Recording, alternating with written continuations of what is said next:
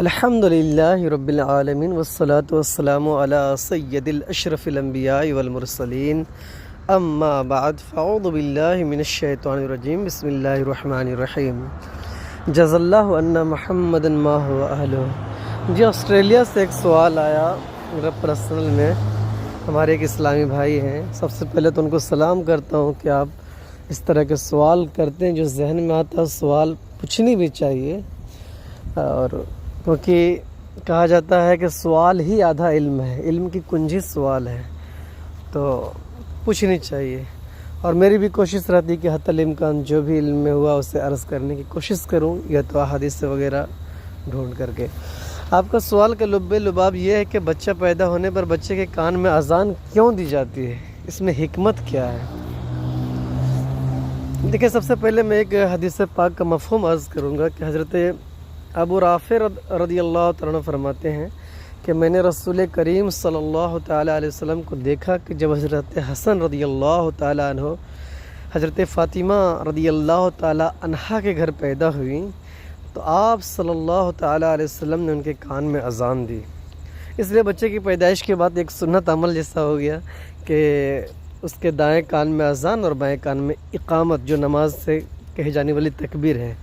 وہی دی جاتی ہے۔ اب اس میں حکمت کیا ہے، میں نے کئی کتب کا تلاش کیا، لیکن چند حکمتیں سمجھ میں آئی، اور اس میں ایک حکمت یہ ہے کہ اس طرح بچے کے کان میں سب سے پہلے جو آواز پہنچتی ہے وہ اللہ جل شانہ کی بڑائی اور عظمت والے الفاظ ہوتی ہے، جس کے ذریعے انسان اسلام میں داخل ہوتا ہے، اور ان الفاظ کے اثرات بچے کے دل و دماغ پر ضرور پڑتے ہیں، اگرچہ ان اثرات کو ابھی سمجھ نہیں پاتا، لیکن سننے کی تو قوت ہوتی ہے۔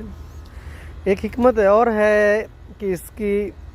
یہ کہ اذان سے چونکہ شیطان بھاگتا ہے، تو انسان کا سب سے بڑا دشمن ہے شیطان ہے، اس لیے اذان کہی جاتی ہے کہ دنیا میں قدم رکھتے ہی بچے پر پہلی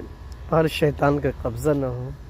ایک حکمت اور یہ بھی ہو سکتی ہے کہ بچے کے کان میں پیدائش کے بعد اذان دی جاتی ہے اور دنیا سے رخصت ہونے پر نماز جنازہ پڑھی جاتی ہے،